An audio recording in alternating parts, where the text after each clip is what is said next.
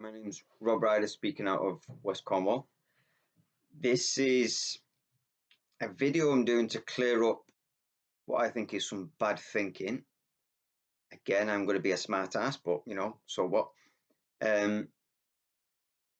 It's a video I've put off because it could be quite complicated. So this is the book I wrote with Patrick, who, if you've watched my videos, was a former doctor until 25 years ago when he walked out. Medical Despotism. I'll put a link below. The health, economic and political program that can kill you. So this is the real book that going back before the lockdown, I was on my friend's channel the 6th of February 2020, and I said the only thing going round is fear and hysteria. And then we said a few more things. So how did I know that? Because I did, because I've been looking into this subject, should we say, of contagion, of virology since 2011. Patrick's been looking into it since late 1990s, 2000. So again, being a smart ass, I knew. And a lot of people were saying, oh, it's a lad bleak, etc., etc. And now it's becoming more mainstream to accept that the it don't exist, that virology isn't a real science. A lot of people won't backtrack and say, oh, actually, I got it wrong. Yeah, I can see that now. They just carry on as though nothing happened. So all the nonsense they were talking of years ago now has kind of been forgotten. A little bit like Trump supporters. Yeah, me and my friend Una, we called Trump out as one of them, should we say, at the first presidential election. It was obvious. But everyone got on the bandwagon of, oh no, you can't see what he's doing behind the scenes. Can you? Oh, you got it off some drop post or whatever. Oh, no. So again, people won't backtrack. They just go very quiet and don't admit the errors, or they just continue with the lie because they've dug themselves too deep. I remember the first edition of this book was called Medical Fascism: How Coronavirus Policies Took Away Our Freedom, How to Get Them Back. And that was a kind of a book I'd had planned for many years, really, without knowing. It's the way I process my own talks and I plan out my own talks. So during the lockdown, I wrote that book based on what I'd been doing for years of these talks. And during the research on the book, I asked my friend, who may be watching this video so she can verify this, called Anne Leishon. She'd done the research for one of the chapters, which is still in this book, the updated scientific book with Patrick, called Death by Lockdown.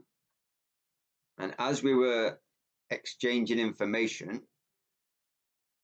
I passed on some information for her to check to say, actually, Sweden have recorded 5,000 COVID deaths, but the death rate hasn't gone up. So I said, can you check this? Because she's a good thinker. Logical, doesn't get lost in the smoke screen, should we say. And she checked it, said, yeah. So I checked it again, she checked it again.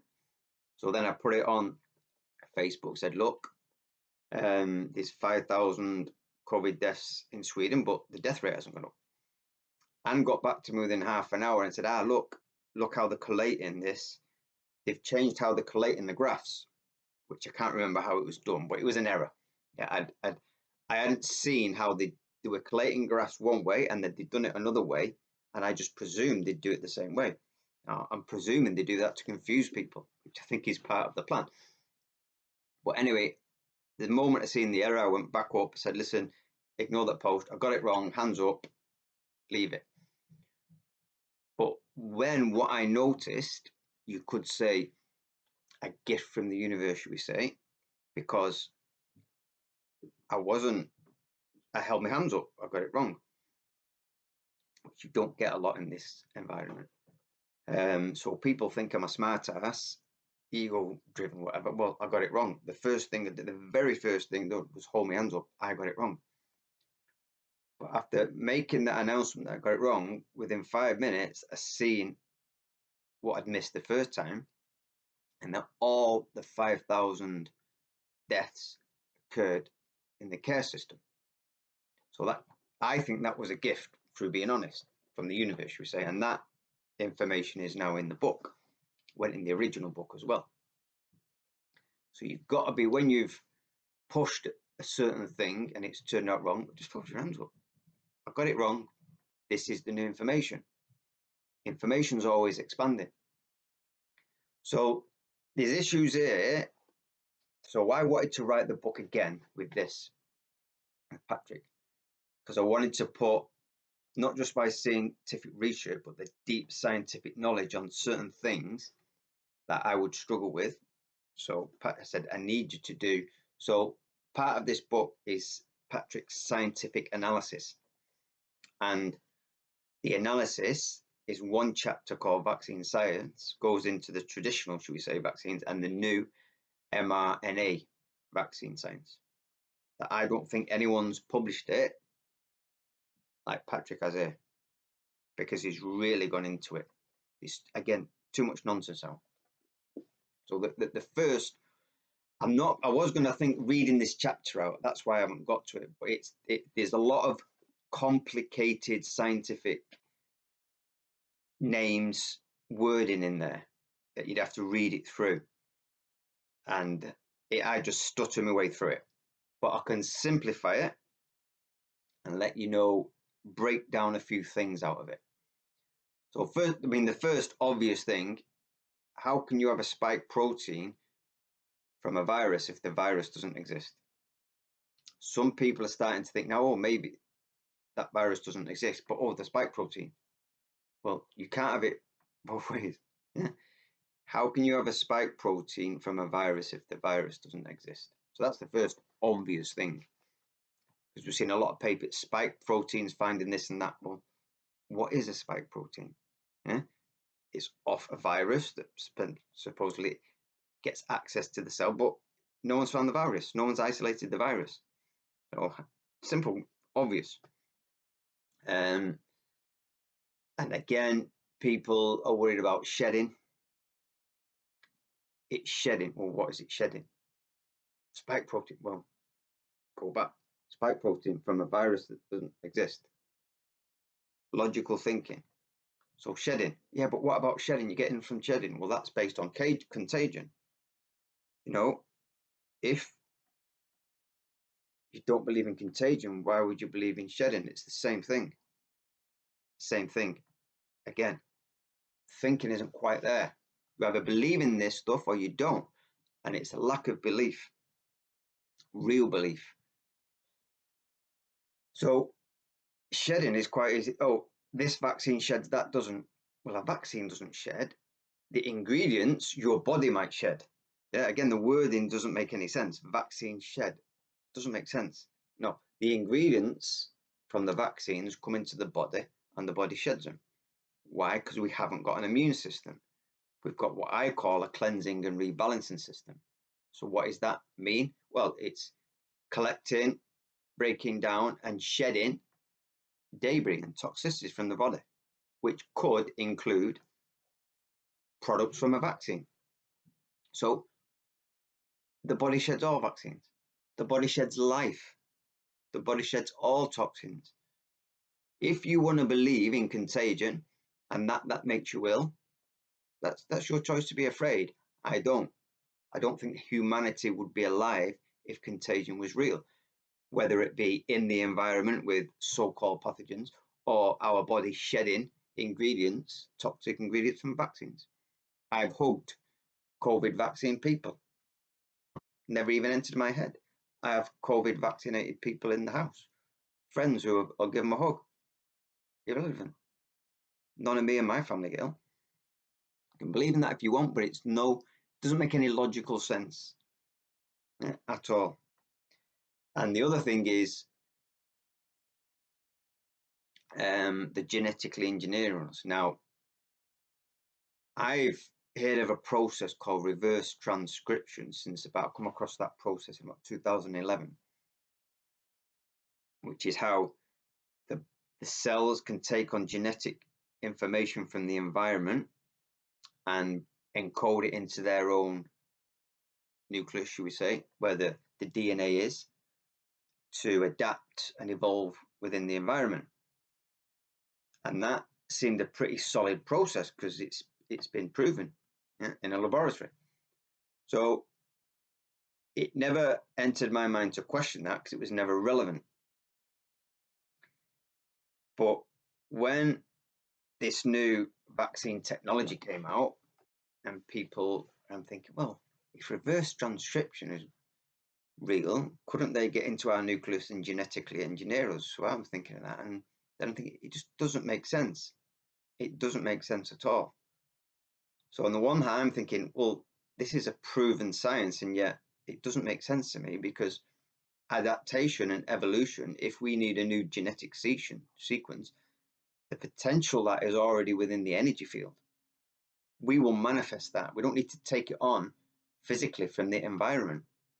The environment will give us challenges, and the potential to adapt and adjust and evolve to that environment will come from within our energy field and will manifest in a new genetic code if we need it. So it didn't make sense to me. So again, I wrote to Patrick, listen, can you sort this out? Because it seems like it's a solid science, reverse transcription, and yet for me it just doesn't make any sense how we would even need to take on genetic material from our environment. And again, Patrick in there blows it apart. What they're saying, reverse transcription, exists in a lab, doesn't exist in real life. So what's going on here a little bit? So the old technology, say vaccines, had lots of toxins. Now, the antigen wasn't necessarily causing the immune response. It was all the antigens, yeah, which are actually there, they say, to create an immune response. And you get an immune response, whether it be antibodies, white blood cells, whatever, then that response would say that's your protection. That's what they claimed. But what was happening, you were being poisoned and your body was responding to the toxicity. Simple as that. It didn't protect you from further toxicity. Yeah, because how can you protect yourself from toxicity? Because there was no, the idea was that the body would remember the bit of the virus or bacteria or bacterial toxin. But that's, we've had in other interviews, the WHO admitting the production of antibodies does not equate to immunity. And the simple thing is, because immunity, as I've said before, is not a thing, it's a state of being. So the new mRNA vaccines, they've only got a few ingredients. They're all potentially toxic with side effects. But the main one, which Patrick talked about, is these lipid nanoparticles, which our cell membrane has a double layer and it can absorb things it wants, not very much, it turns out. Patrick explains it here, and excrete. So they've had to engineer a way of getting this payload, yeah, the mRNA, which they claim will help the blueprint of a spike protein, which what even doesn't that mean that if they've never isolated the virus? But hey, so they've engineered a way to get into the cell something that the cell doesn't want. So they're basically barging the way in. This material, genetic material, there's a presumption that what goes in through the injection then meets the cell. It's the same, that the environment doesn't affect it. When it gets through the cell, nothing's affected. So they claim what goes in is what goes into the cell. Lots of things can go wrong with that. And then it could get into the nucleus, become part of your DNA, and then you've got that genetic material there, that sequence to produce the spike protein. So the cell can produce it, keep producing it, and create a response to it, which creates your immunity to it, because if the cell can identify the spike protein, that has to be part of a virus. Therefore, you learn to attack that virus. But again, nobody's found the virus, so how can there be a spike protein? So what's happening? So reverse transcription is something that happens in a laboratory. It's not, nature has no interest in that, because evolution adaptation comes from within the energy field with the impulse from the environment, and any new genetic code would come from the energy field. We don't need to pick up bits of genetic material from the environment and use it. And the only way they can do it unnaturally is under laboratory conditions, as, like I say, the complicated language Patrick explains it. So the damage that's being done is the penetration of the cell membrane. So if you are at 70 trillion cells, so if you imagine poking a pen holes in you, you're going to leak. Bits of your fluid is going to come out. Bits of your skin is going to pop out. That becomes toxic. So if you imagine cells getting prodded by these lipids, getting in, leaving holes, the cell becomes vulnerable. It's open now to the environment. Bits break down, some cells die. You have a buildup of waste and toxicity that gets into the circulation system. Organs are going to be exposed. The liver, the cleanup service is going to be busy. This is, read Patrick break down this. Nobody will put it in this way. Whether this video stays on YouTube or not, I don't know, but again, I'll put a link to the Rumble channel below. It might stay on there. So I'll just kind of summarize this, because like I said, there's a lot of bad people are still talking about spike proteins. I've kind of admitted there wasn't a lab leak now, but they're still talking about spike proteins. They're admitted that, yeah, maybe contagion isn't right, but what about shedding? Same thing. So the thinking hasn't gone on, and there's a contradiction there that needs clearing up. You have a living theory, you don't. And again, it's open now, openly known these vaccines have caused a lot of damage. Why? Well, Patrick explains it here. Why? Maybe one, maybe two, you could get away with all the debris that's left behind. The more you have more buildup of debris, and when you have a lot of toxicity and debris in your body, you tend to get affected at your own weakest point. That's why you have, it will be individual, should we say. I'm just gonna try and sum up a little bit here. Like I said, this could have been really, I could have read the whole chapter out, but I'd stuttered through with all the scientific words in. So I'll just do the summary if I can. Germs, pathogens, microorganisms do not cause diseases, so there is no need for any protection against them. The old vaccines create a response, which is said to be an immune response because of the toxicity of the injections. An increase in antibodies and/or lymphatic cells, the so-called immune response, does not provide protection against any disease. The so-called active ingredient of the new vaccine does not differ from that of an old vaccine. The genetic material is not the active ingredient. All information about the new vaccines is obtained from cell experiments under laboratory conditions. The new vaccines create a so-called immune response as a result of their impact on the cell membrane. It penetrates the membrane, which results in leaks and cell death. In real life, the introduced genetic code, mRNA, is found in organ cells responsible for the cleanup of the organism, not in ordinary cells. It is their cleanup cells that capture the nanoparticles that contain the genetic code. In real life, there is no penetration of the membrane of the nucleus. the introduced genetic code does not get anywhere near the genetic code of the cell. In real life, there is no reverse transcription. This is only a laboratory technique. In real life, the introduction of a messenger RNA does not trigger the production of a protein. In real life, the danger of the vaccination program lies in the story it tells us. It is the message that does the damage to our health. It is a message of helplessness, vulnerability, weakness. It is a message of fear, fear for our life.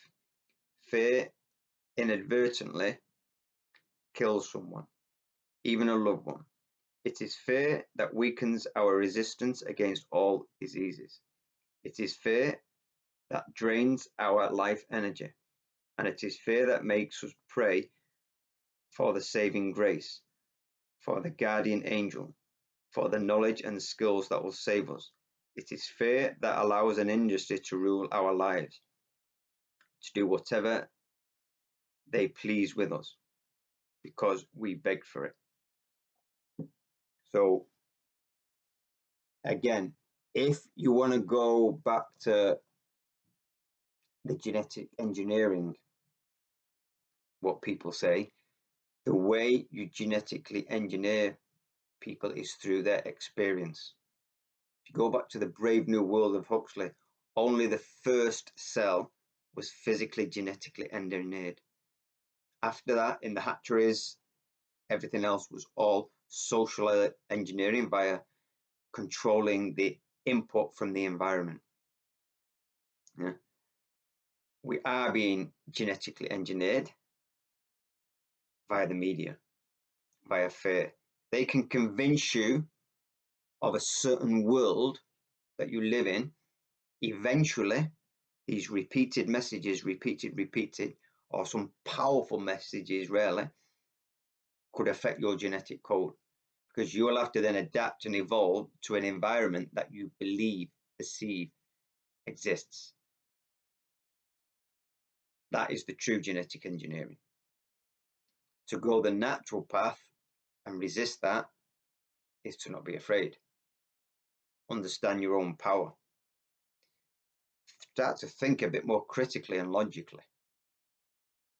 Doesn't matter if they're saying it came out of a lab, fair.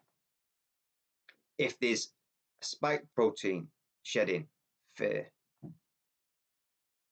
Shedding itself, fair. It can genetic engineer you, fair. It's all fair, because fair is how you can genetically engineer people. Social engineering, Huxley knew this. And for me, in this book, the only person I would collaborate scientifically on a book like this would be Patrick, because from what I've seen, most people have the limits, and he really is objective as possible. And you can either choose to be afraid, or you can choose to turn the TV off and get on with your life.